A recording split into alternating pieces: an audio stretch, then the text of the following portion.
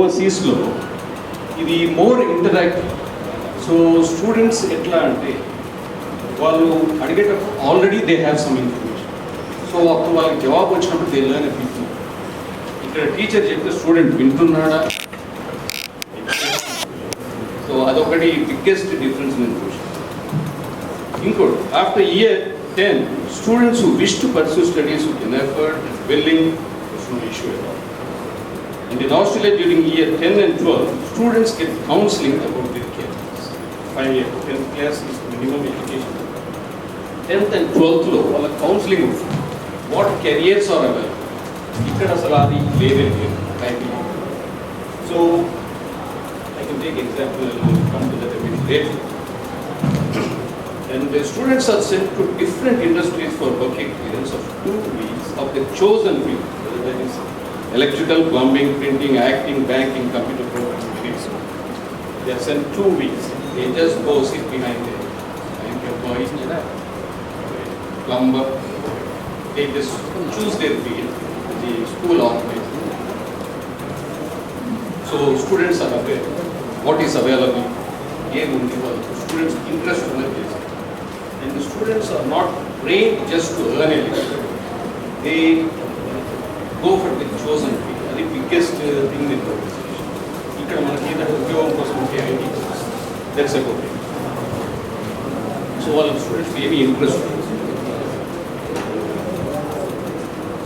Majority of students who leave school after 10th class for whatever reason due to financial or coming from single parent families or those about choose a trade. Trade and ఇక్కడ polytechnic like in Australia after 10th class there are certain training programs to help youth find employment by different trade qualifications which runs for 4 years. Whether it is plumbing or first year, the 4-year course is mostly theory, different trades, like electrician, plumbers, so which means introduction of every trade to leave school in year 10.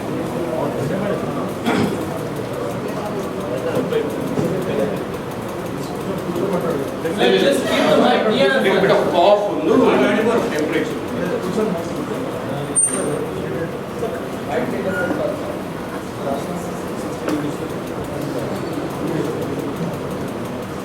Okay, after successful completion of training,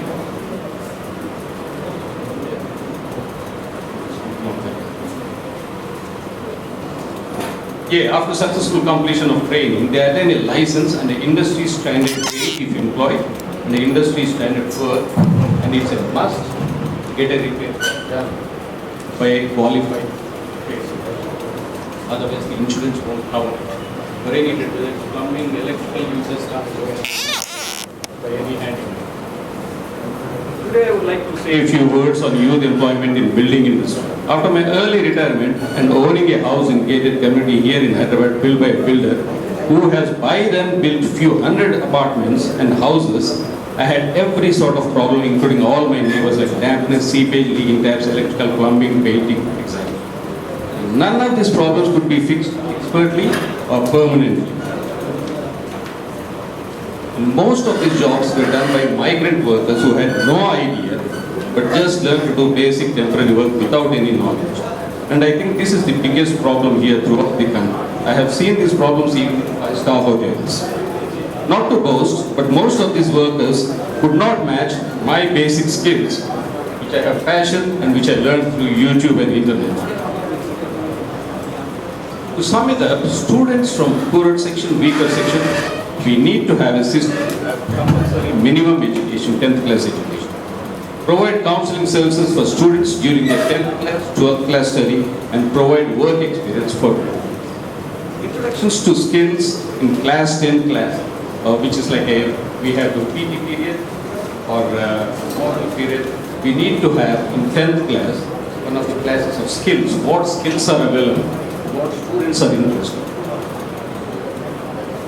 And on completion, adapt an industry standard wage if employed or industry standard rate per hour if they chose to work as self-employed, so they earn a decent wage. This way it improves our poorer section youth employment, improves building standards, reduce youth crimes, their choice of trade, building industry is one of the most potential employment industry. Very first group of youth to be trained by experienced tradesmen from an advanced country where they are building standards like US, England, Australia. I believe the cost to bring these tradesmen should be more than $2-3 million or about 15 crores. That's for over a 4-year period.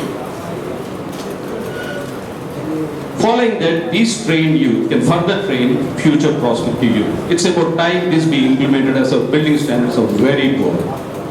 On a final note, I would like to make a comment that there is a general perception Telangana people are lazy.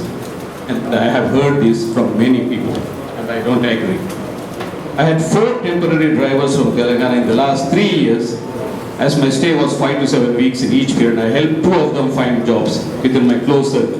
I asked all of them why they stopped their education after year 10. They all said either financial or family problems and are not aware of varied skills. They were all honest, intelligent, and helped me with odd jobs, and also helped me find a driver on my every visit in the last 3 years. One of them is sitting right there at the back. All these youngsters in their early 20s lacked opportunities to learn a trade of their choice. All I did was treated them well and encouraged them to learn new trades and further study. In the process, I was the one who benefited. If 4 out of 4 drivers from Telangana are this good to me and this hardworking, then this is just not a coincidence. So I thank you all for giving me this opportunity.